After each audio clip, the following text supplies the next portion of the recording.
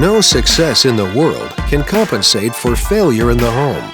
That's why Club Wealth was founded, to help driven, successful, and busy real estate agents like you double their business while building a strong, balanced home life.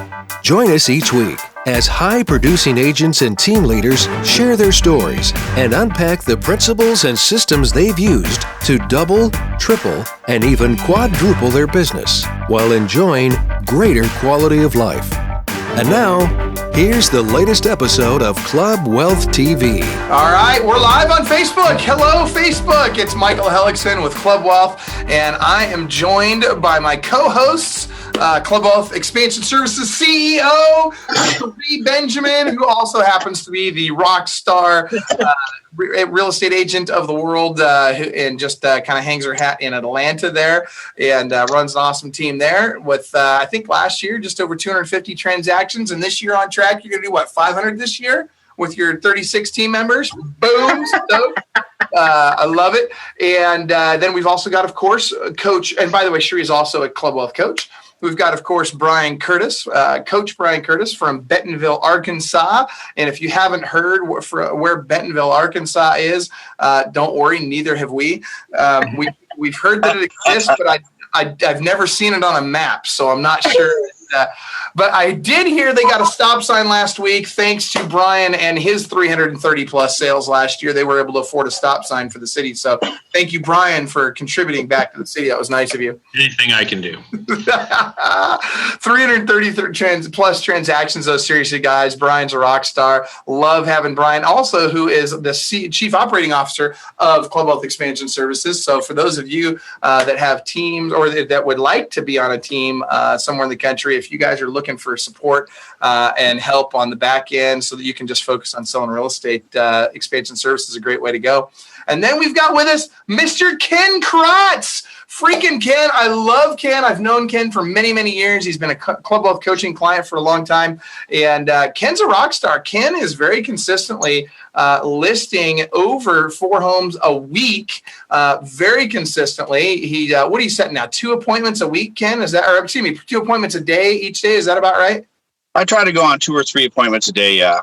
2 or 3 appointments a day, and you're taking about 4 listings a week, and you're just crushing it. And I don't even know how. I can't even remember. I should know this as your coach. I should know, how many listings you've taken in the last 12 months and how many transactions you've closed. But what I'm really excited about you, Ken, is how quickly you've grown your team. And I know that in the beginning, you struggled with the whole, do I really want to be a team leader thing? And I really hope that Brian and Sheree can evoke a little bit of that out of you today. I want to hear a little bit more about that. In addition to your takeaways from Listing Agent Bootcamp, I'd love to hear how you got over that. I really don't want to build a team. And then you kind of built one and it didn't work out. And then you got back into it and you then built it again and have had great success with it. So that being said, let me start by saying welcome to Club Wealth TV. We appreciate you being here. And as always, we want to also give a quick shout out to our sponsor for Club Wealth TV, who is WiseHire. And if you guys aren't using WiseHire already, we love WiseHire. They're a great recruiting tool, not just for administrative team members, but for buyers agents and listing agents as well. And you can access our special opportunities at WiseHire by going to clubwealth.com/WiseHire or WiseHire.com/clubwealth. So that being said, Brian and Sheree, let's welcome Ken Crotts and have you guys start asking him some great questions while I share this to some groups. Go, Sheree. Thanks, Brian. I knew it was going to be whoever said go first. How come I feel like I'm on one of those shows where you're sitting on a tall stool in the front of a camera? Just a little hot seat, that's all. It's just a little hot seat, Ken. No problem. You can handle it, tough guy. I'll try. Awesome. All right, so let's talk about something really quick. So the building a team. You currently have a team. I do. And what was the mental block that you initially had in your fear of growing a team? Well, I've been in real estate for 32 years, and for the majority of that time, I was kind of playing the Lone Ranger. I could do it all. I didn't want to rely on anybody. Didn't want to be let down. And so, Michael finally helped me see that. You have to build a team. I don't know if I actually saw it or if he just beat it into me. But it worked, and I started and I grew a team.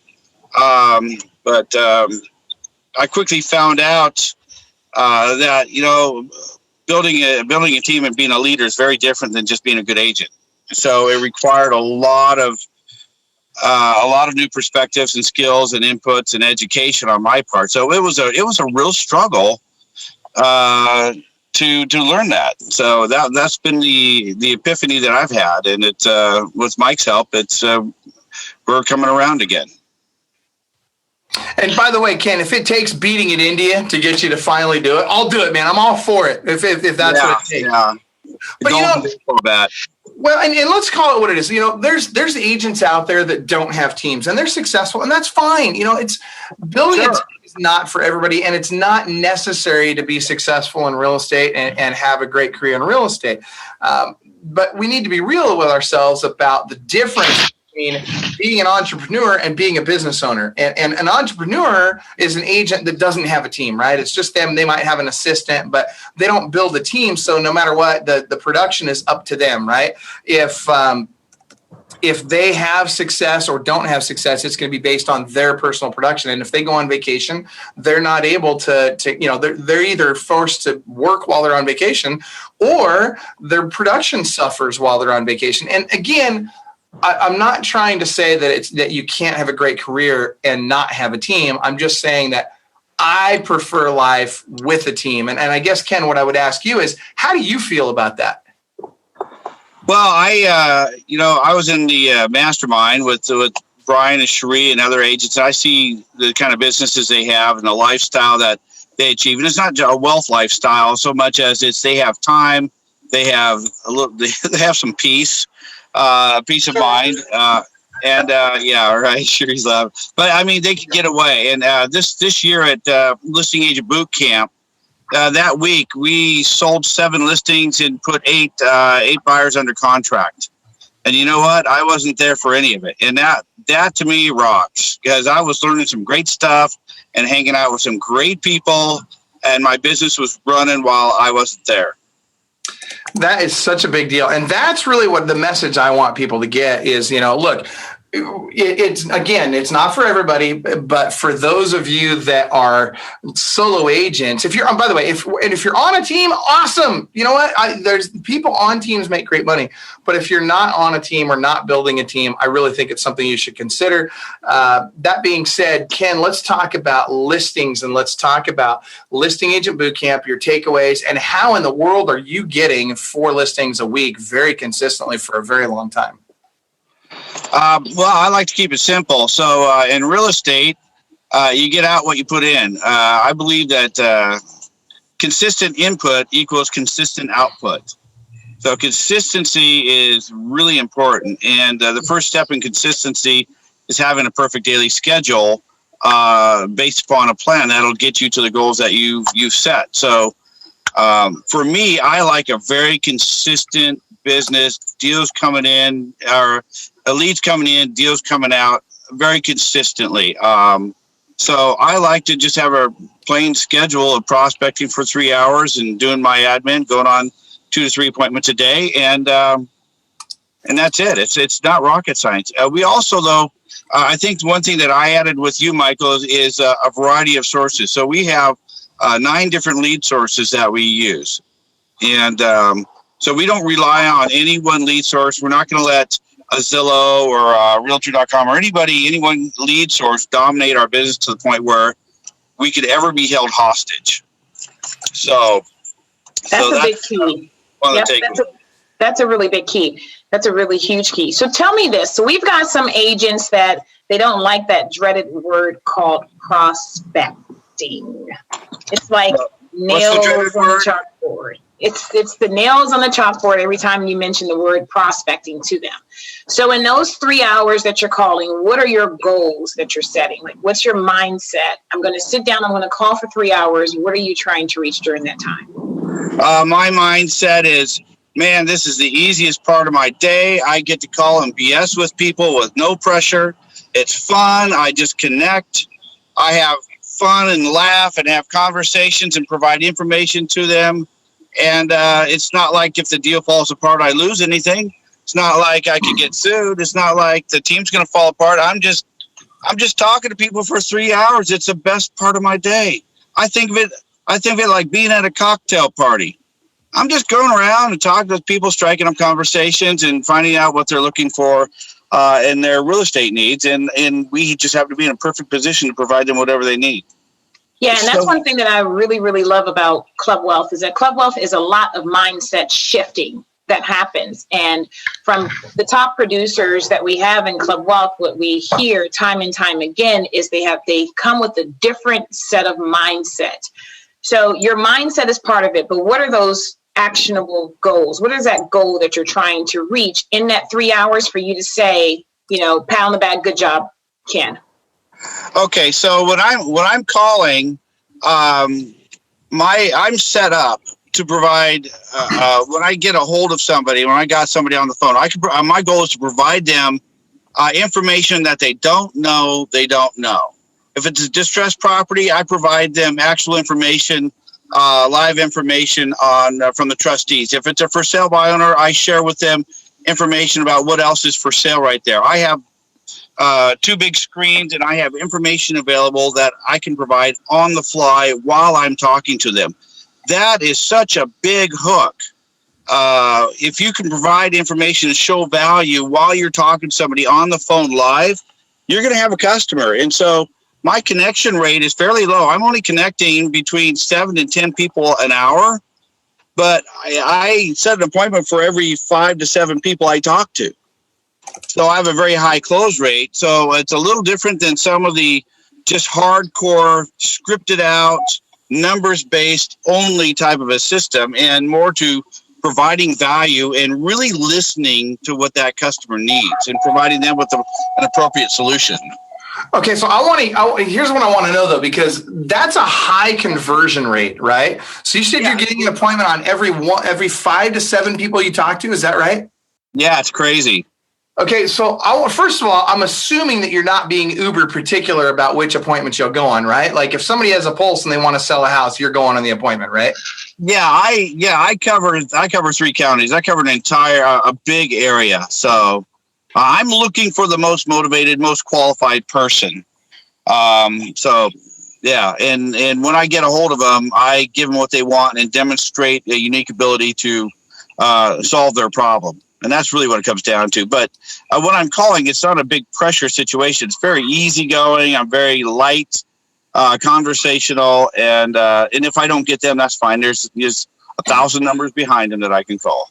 So you're saying you're yourself. Tell me this. Do you care whether you are the first person, the second person, the third agent? Do you care what number agent you are? Yeah, that's kind of a trap, to tell you the truth.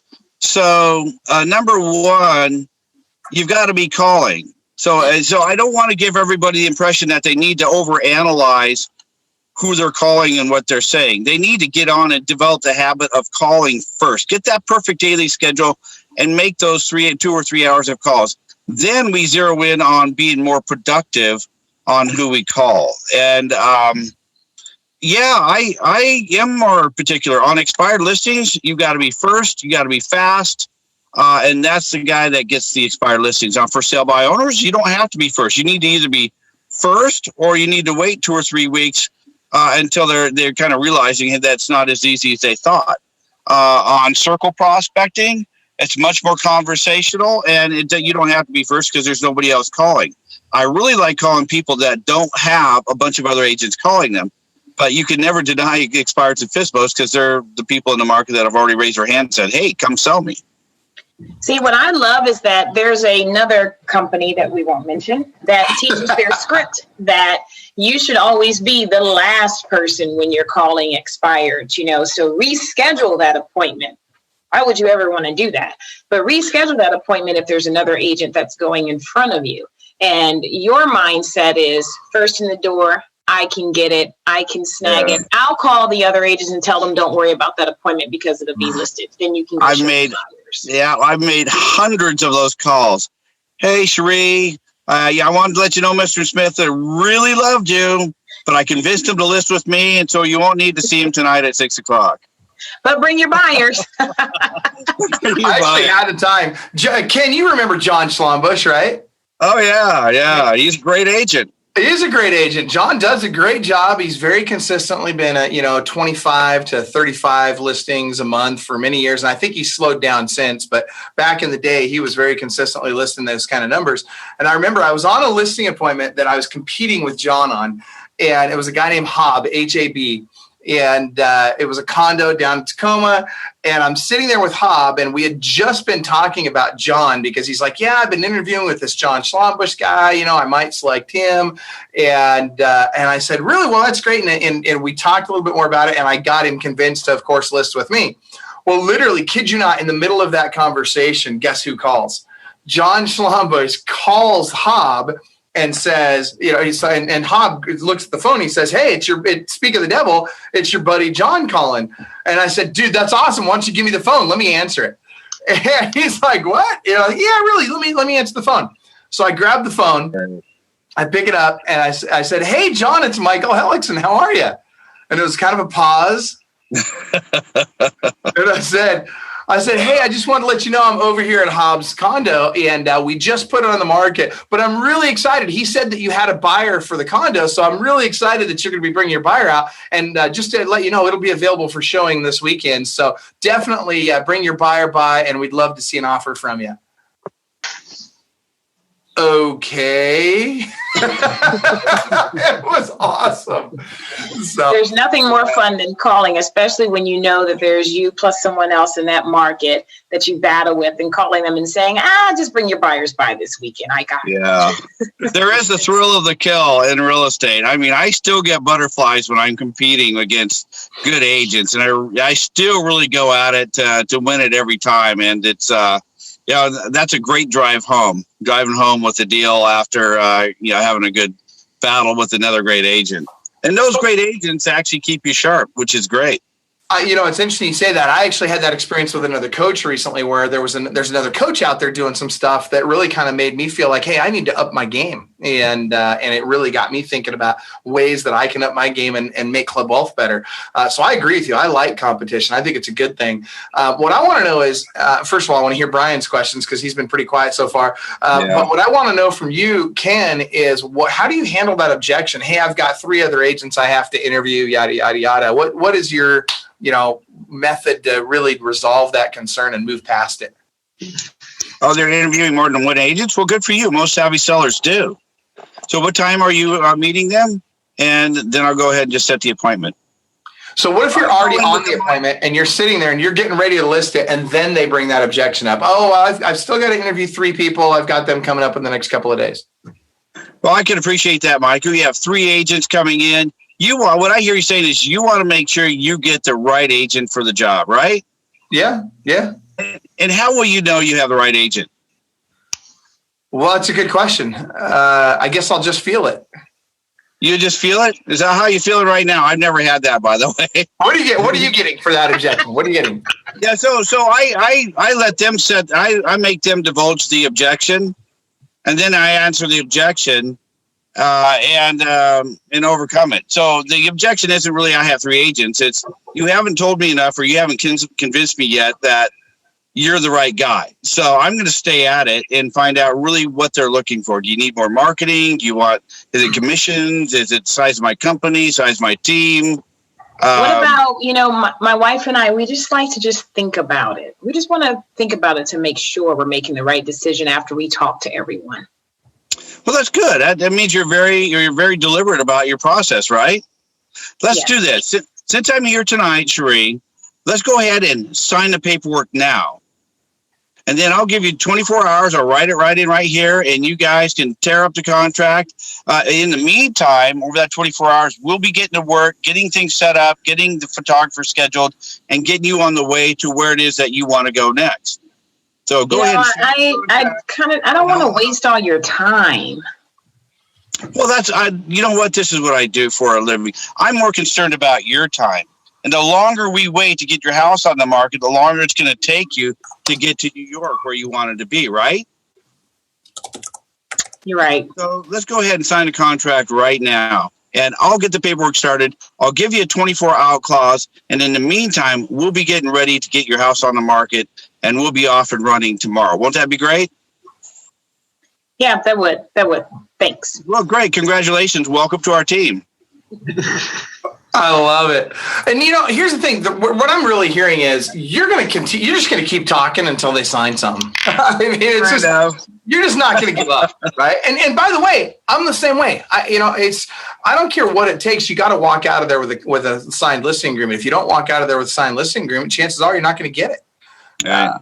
So most people will give you. I only get objections like that 2 out of 3 times, and most people will give you an objection, will give you 1, maybe 2. I mean, it's not that hard. You just have to show up ready to work. Yeah. So let me talk about something, Ken, because first of all, for all of you watching, you're not as good as Ken. Let me just tell you that. You're not. It's probably true.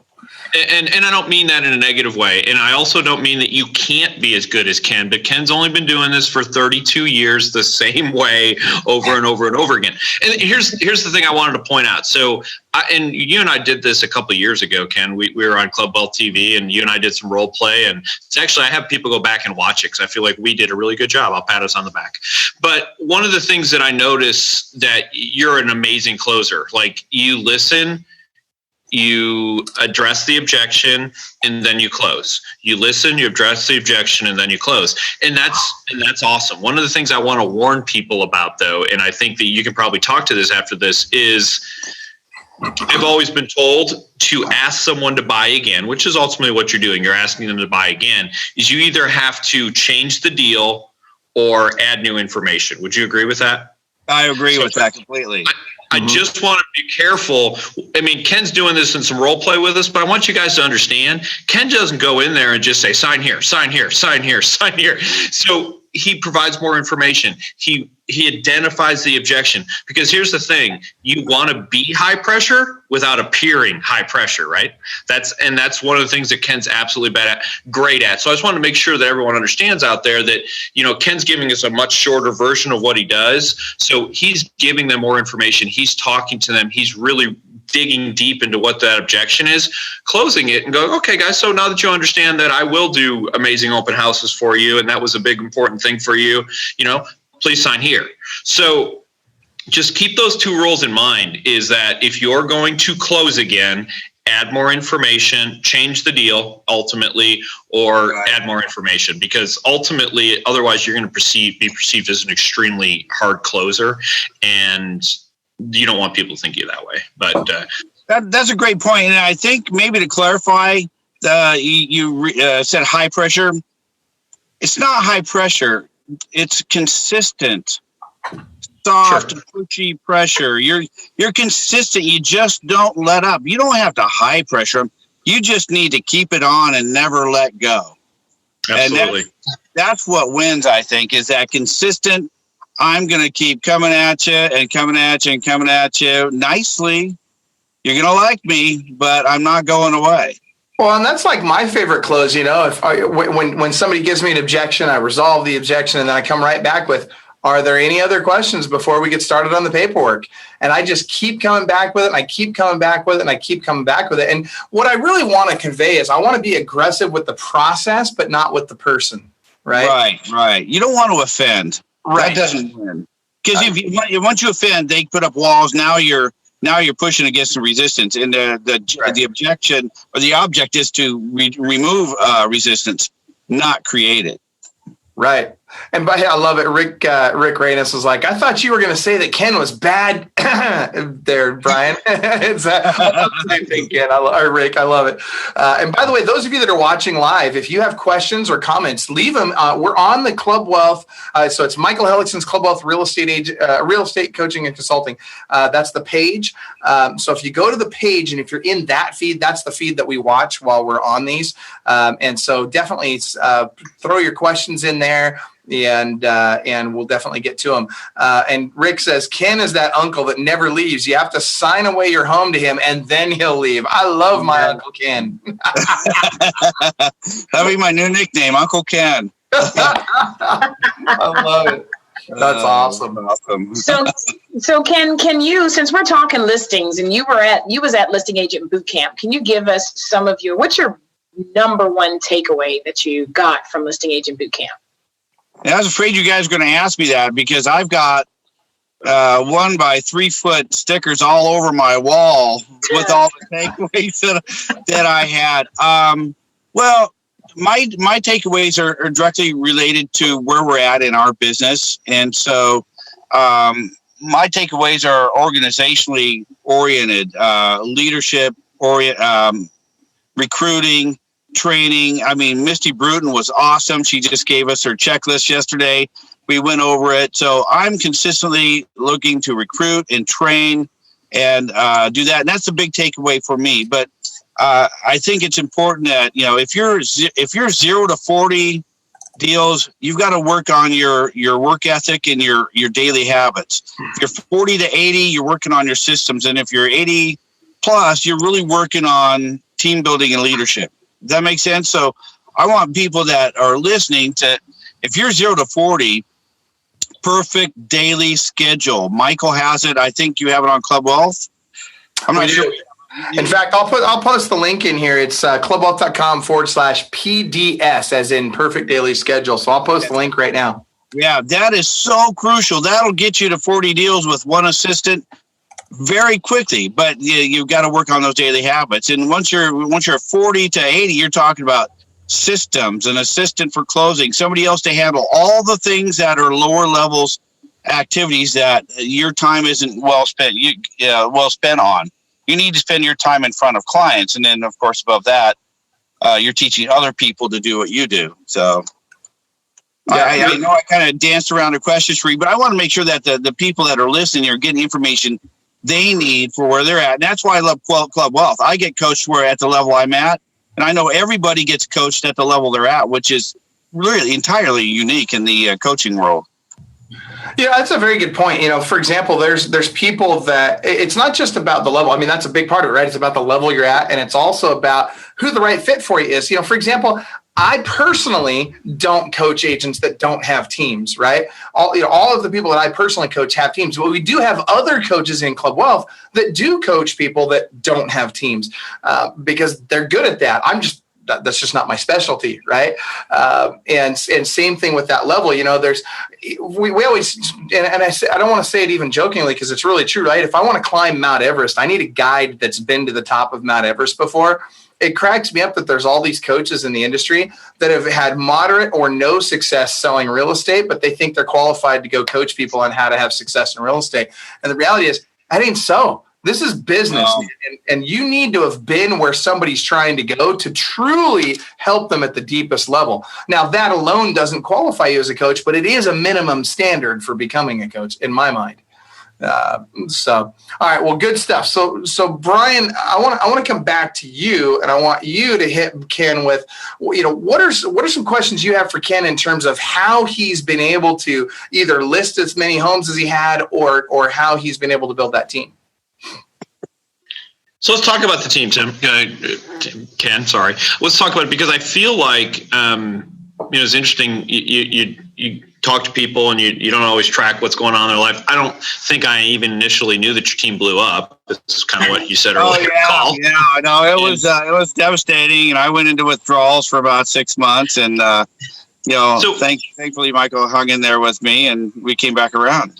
So that's a painful experience. I mean, it's painful when you lose a good, let alone lose. Yes, this has to be important. Sheree, I just muted you out. We could hear you. Go ahead. So, what did you learn? Because I think one of the biggest things, and hindsight, and my team members are out there watching, that I would probably do things differently if I had to start over. But there are things that, at this point in time, I don't want to take away from my team because I've given it and it's worked out well. But so obviously you found enough value to do it again, which says a lot.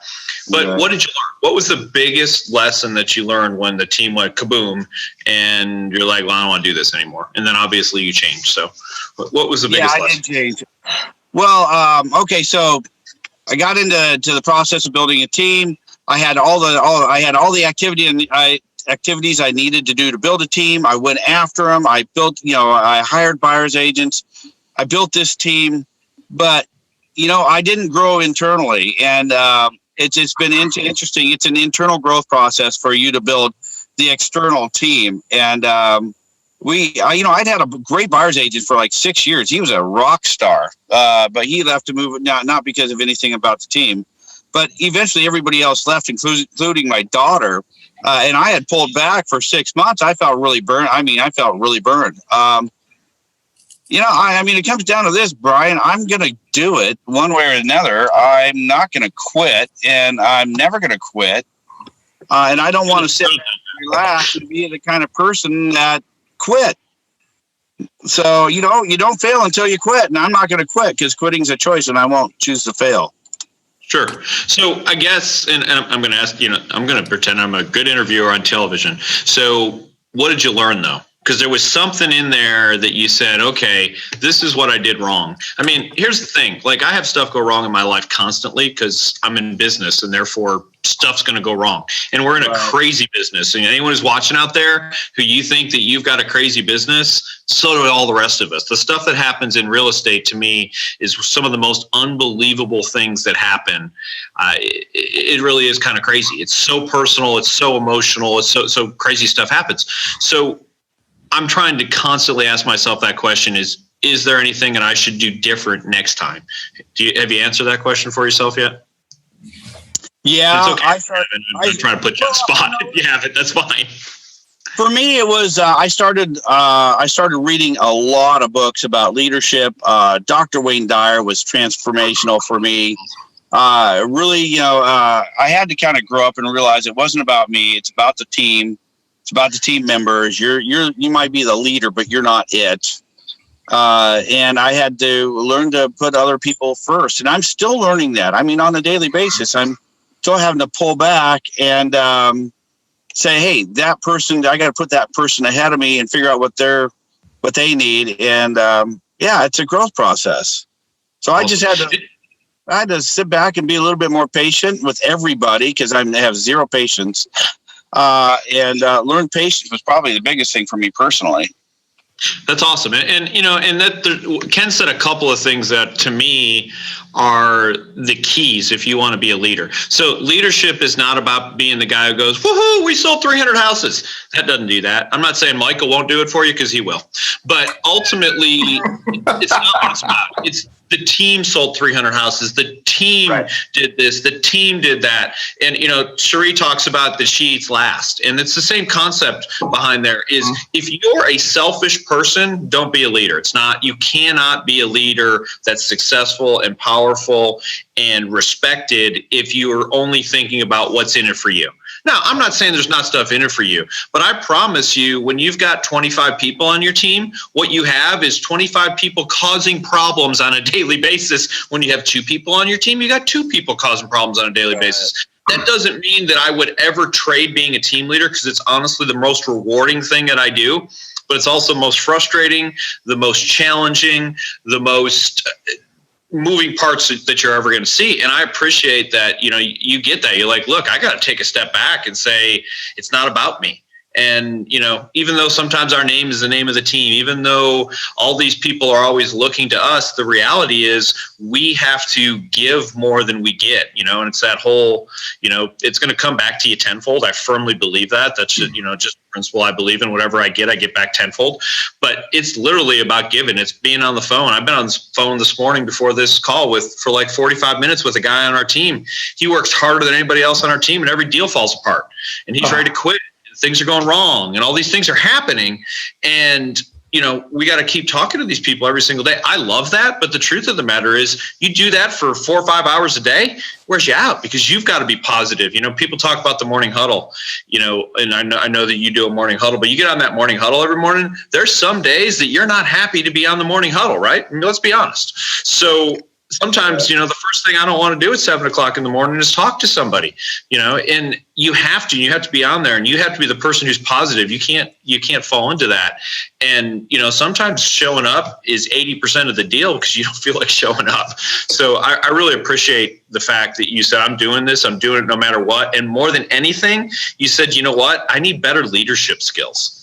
And being a team leader, that's the title. And I appreciate that that's what you're doing. It's not team manager. It's not team owner. It's not team guy who gets the checks when everybody else does the work. Team leader. And it's by far the most challenging and rewarding job that I think that we're going to have in real estate. So personally, one of the most difficult things I've ever done is to go through this process.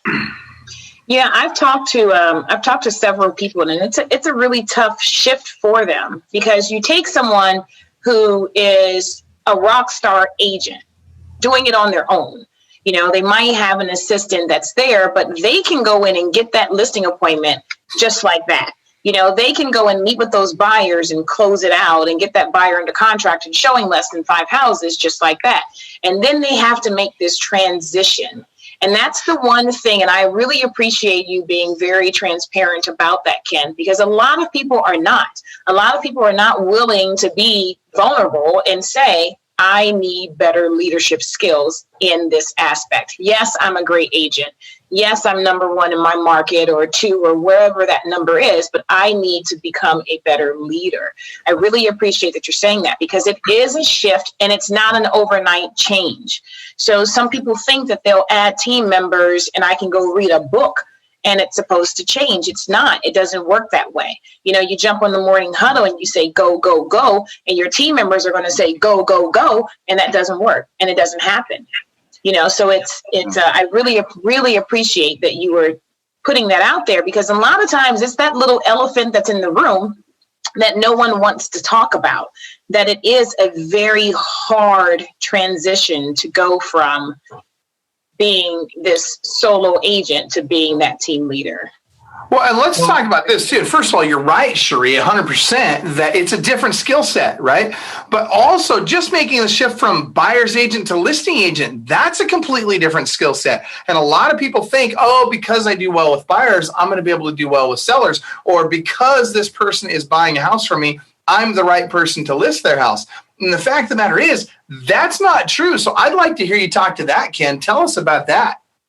We get that a lot. I love hearing that objection from people that are listing their properties is, well, Johnny sold me my house, so I'm going to list it with him.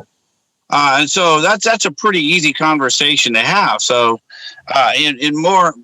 my goal when I get that objection is just to get in front of them and then, literally demonstrate the contrast between them and me. And Damien had the listing menu. So we're putting together a listing. I got the listing menu was a list of, you see this online sometimes. We do all these things and the brand X does all that and we do more and all that. So we're developing that, but just demonstrating the difference in competence and thoughtful marketing and all the energy you put into it versus somebody who's a buyer's agent. Not to take anything away from a buyer's agent, but we spend $20,000 a month in marketing and expenses and tools and services that you don't have when you're a buyer's agent, and that you can't really compete with if you're out in the field against somebody who's got all that stuff set up. Okay, so I want to ask you this. What do you say? Because the small agents, like if I'm a solo agent today and I'm competing against a team, I'm really glad we're having this conversation. This is a good question. If I'm competing against a team as a solo agent, my script or my spin on it is going to be, hey, look, when you're dealing with that, Ken Crotts or whoever that guy is, you're not really dealing with him. You're going to end up dealing with somebody on his team that may or may not know your house, blah, blah, blah, blah, blah, blah. And so, when you deal with me as the solo agent, you get me. I'm going to serve you at the highest level, and I'm going to be available for you, and I'm going to bleed for you and sweat for you, and I'm going to do everything I can to take care of you personally. I want to know I want from each one of you, how would each of you resolve that concern? If you go ahead, Brian. Okay, so I'm up against somebody, or I'm the new guy. I'm the new guy who's trying to overcome the team objection. So let's say you are now a team listing agent or a team leader, one of the two, and you're going into a listing where you are competing against a solo agent who has used that with the seller and convinced the seller at some level that they've got to work with a solo agent because that's the only way they're going to get the personal touch. Right. I can appreciate that, Michael. You know what's happening right now while I'm sitting here talking to you about your housing goals and getting your house sold? Every lender, every title agent, every closer is being followed up on by a professional with 30 years in closing experience. Every buyer lead that's coming in is being handled and literally fought over by a team of the hungriest buyers agents in the business. And even though I'm right here, every one of my other customers is getting the number one service that they can get, or the best service they can get. What's happening with the solo agent who's taking lunch or in an appointment or showing a house? Everything else is falling off the table and falling apart. So they're running around trying to keep 3 or 4 balls in the area. And guess what? Eventually one of them's going to fall, and that might be yours. You don't want to take that risk, do you? Wow. I like the head shake, by the way. I love the head shake. Brian, Cherie, you guys got something for that? Yeah, I'll go. So ultimately, like the third part of my presentation, if I'm doing a listing appointment, is why a team. That's the title of the slide. I use, and this is kind of a running joke, I use a flip book, and it's not a computer, but again, my flip book battery never goes dead. I love it. The screen never goes out. It never malfunctions. It never reboots right before you do a webinar, which is what happened this morning on my stupid computer. So I want to make sure when I'm sitting in front of you, even though I'm talking about tech, I do on a flip book. And I know I taught a class one time, and somebody said after they came up to me after the class, and they go, "Hey, where do I get one of those flip book computers?" And I went, "Oh, okay." I swear to God, it happened. They thought it was because millennials. Love you guys. No. Anyway, so if I'm sitting out there, it says why a team. And I usually, depending on the person, but this is one of my favorite stories. I ask people, so you've been to the doctor recently, at some point in the last 10 years, right? Most people have. I said, great. So basically imagine this. You walk into a doctor's office and the doctor checks you in. You're like, well, that's a little weird. Then the doctor weighs you, and then the doctor takes your blood pressure. The doctor draws your blood. And then the doctor comes and does the doctor part. And then you walk back to the front and the doctor checks you out. How do you feel about that? Most people look at me like I'm nuts. So that's what we did, and including me, and I did it for years and years as a single agent. I had this skill set of being a real estate agent. I work with buyers, I work with sellers, I did the marketing, I did the listings, I did all of this stuff, all the paperwork. As a matter of fact, I used to do paperwork at 3:00 in the morning because I didn't have time. Nowadays, I do what I'm good at, and I'm great at working with sellers and helping them do that. I've got 18 agents, by the way, who are going to get up every morning and make phone calls to try and find someone to buy your house. Just like Ken said, I've got people every single time the phone rings. I wish I can answer the phone every single time, but the reality is you've seen my phone ring 4 times since we've been sitting here. I leave my phone on silent, face up, so they see it ring over and over and over again. And I don't answer the phone. You guys know that. You know what? When someone calls about your house, I want them to come into your house. And I know that one of the 18 agents that I have phone rings simultaneously, one of them will pick it up. So, at the end of the day, you may not get the exact personal touch that someone else is talking about. But here's my question. Are you interested in having a personal touch, or are you interested in getting your house sold in the quickest period of time for the most percent of money? Let me ask you this. Do you feel it makes more sense to work with a team, or does it make more sense to work with an individual? No one's ever said to me it makes more sense to work with an individual. So, it's just setting it up. And honestly, if you're a team leader and you don't have something like that in your presentation where you ask them right there and then, I'm not saying that I get the listing every single time, but I want to say that 95% of the time after I've gone over that, if they don't pick me, they're picking some other team. I've at least eliminated the 85% of the agents who aren't on a team. That takes, and so I don't have to fight this group of people. I only got to fight this group of people. So, yeah. Rick's like, but it's my sister. Well, we what happens if your house doesn't sell, Michael? Wouldn't that just ruin the next 20 Christmases for you with your sister? No, I really don't like her anyway. You hire me, you can fire me. You can't do that with your sister. And I love it when you say that, Ken, and you're so right about that. Guys, I'm really loving this, and I'm loving the role playing, and I'm loving, you guys are bringing a ton of value. And by the way, shout out to Oscar Montalvo who's watching, and everybody else that's watching. I'm so glad you guys are on with us right now.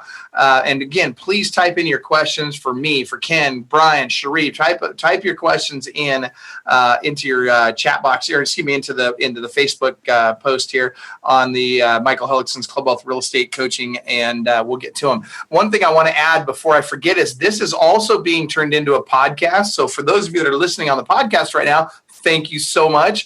And by the way, we appreciate you guys not only subscribing to the podcast, but for those of you that are willing, it would be awesome if you could give us a 5-star review on our podcast. That really helps us get higher up in the rankings on the podcast, of course. And for those of you that don't know where it is, you can see it on the board right here. I've also posted it in the Facebook feed. It's clubwealth.com/TV. And that'll take you right to the link where you can grab the podcast. And Rick says, you guys are awesome. Thank you for that, Rick. We think you're pretty awesome, too. And that's Coach Rick Arenas talking to us there. All right, so let's keep moving forward on this. In terms of your listing, and Brian, you hit the nail on the head. You said you need to have this, and there's a lot of this things that people need to have in their listing presentation. So I want to talk because all of you that are on right now, Ken, Cherie, Brian, you've all listed a ton of homes. And as have I, and I got to tell you, I'm passionate about systems, and particularly with the listing appointment, I'm very passionate about having a very strict system that you follow on a listing appointment. I had my 44-point listing appointment checklist, and I know that every time I went on appointments, I would check off each box on the checklist. And if I saw something or I encountered something that I hadn't encountered before and I wanted to change the actual checklist, I would also carry a red pen with me. And very subtly, while I was in the appointment, I would just write down the change while we're still in conversation. I would just alter my checklist. And that way, when my assistant got it back, she knew, hey, anything in red, that's a global change to the checklist template. And over time, my template got wicked, wicked good, and it became mine, right? It became me. And for those of you that want a copy of that checklist, I'll post the link. Maybe Natasha can post it in the chat right now to where you can download my 44-point listing appointment checklist for free and watch me teach exactly how I did my listing appointments. So that being said, how are you guys systemizing your listing appointments to ensure that not only are you getting the listing each time, but that you're getting better and better and better at your listing appointment each time? And any of you can start. I just ripped off yours. Okay, so you used the 44 point. I took yours and I've modified it over the time. And, Michael is such a giver. He was giving to me and freely sharing with me and helped me grow my business for years before even started the coaching. So thank you for that, Michael. And that was one of those things that I took away from you that I still use today. I still use a variation of that checklist. That's awesome. I'm really glad to hear you using that. And I'm even more glad to hear that not only are you using the checklist, but that you've modified it to make it yours. And I imagine that that's an ongoing process, or was that a one-time thing, or have you been modifying it consistently? No, we have to mark for where we put the sign in now and do utility locates. We didn't have to do that a few years ago. So I mean, you're always changing and growing and adapting. If you're not, you're falling behind. That's awesome. Brian, Cherie, how are you guys doing it? I mean, we do the same thing. I started with the 44-point checklist with our listing presentation. We've changed it from there a lot. We've made a lot of changes to it, but it's the same type of thing. Is we meet, as a team, we meet once a week to go over our entire process, do some more training on it, and I listen. I'm not the person who's going on the listing appointments anymore, but I do listen to my team as far as what's happening out there. Should we make some tweaks? What else can we add? Different things that we're now adding into extra added pieces of value. We then add those into our listing appointment, our listing presentation also. It's not a flip book. So are you doing Are you doing like an electronic iPad or something like that? Or yeah, we have it we have it on the iPad. It's nothing that you need the internet for. You don't need the internet for it. We have a paper listing agreement that we take with us. That's good.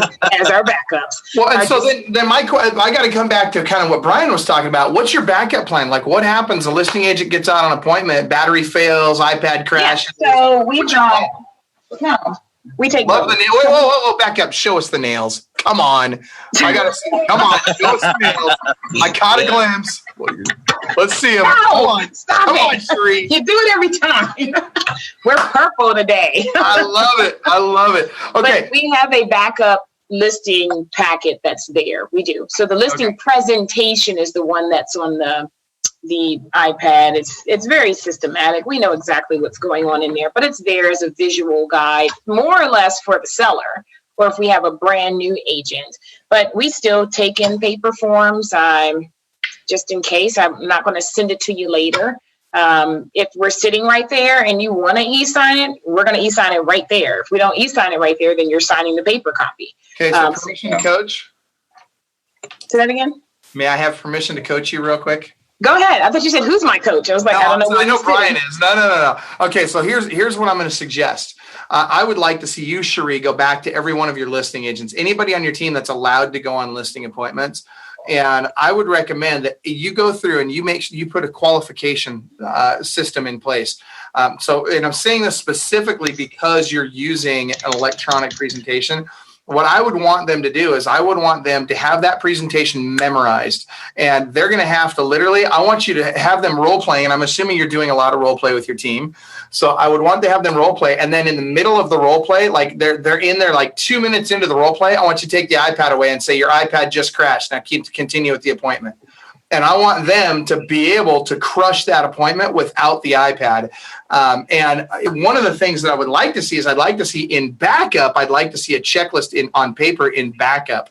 No, there is. Okay. Remember, we take the 44-point checklist that we've altered. So it's okay, good. Okay. Yeah, we use the iPad as the visual for the clients because clients like to see check marks on things. Clients like to see pictures. They like to see that stuff. So that's what we use that for. We use that it's more for the clients. I think it's great. I'm not saying don't do it. I actually think it's great. What I'm suggesting though is have them be great at both, right? So have them practice it without the iPad, have them practice it with the iPad, and they need to be able to present to you as if you're the seller and nail it both ways.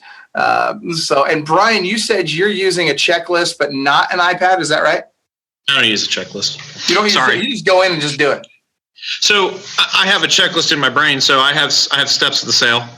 So I'm a firm believer that everything should have a process because the truth of the matter is I'm extremely good at faking it. I'm extremely good at adapting, but I also know that it's better to do it the same way over and over again. So, for me, I teach people this. Step one of the sale is greeting. I know it seems really silly, but how you greet somebody, that's step one. Mm-hmm. Step two is walkthrough.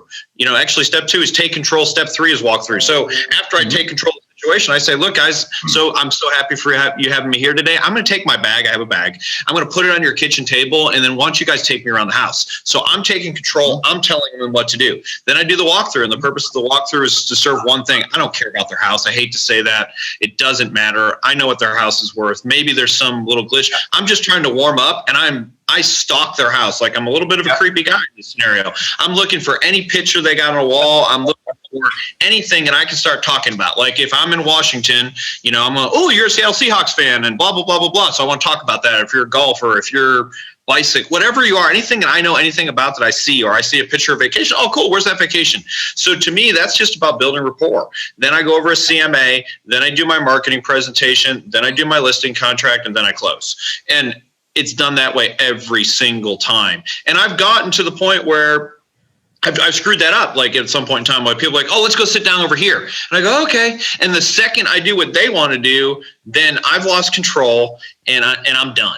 And I'm not saying I still haven't listed houses when I do that, but I promise you, if you do the same thing over and over and over and over again, you're going to get muscle memory, whether you like it or not. So I love it. It's really important. And if you don't have steps of the sale built out, I think it's a mistake. I love it. And I love that you're taking control right from the get-go. And I love that you're using those things to build rapport. I know, shout out to Coach Garrett Pancree, who is in Boise. And I know he does the same thing when he goes through someone's house and he sees that they like football. He assumes they're a Seahawks fan too. So I'm just kidding. I hope you're watching right now. By the way, last question. Actually, I'm going to give you one last question, then we got to wrap up. Really quick, do any of the three of you use a pre-listing packet? Ken, do you use one? Sometimes. Okay. Cherie? Yeah, it depends on the price range. Okay, so higher price point, yes. Lower price point, no? Right. Okay, Ken, are you the same way?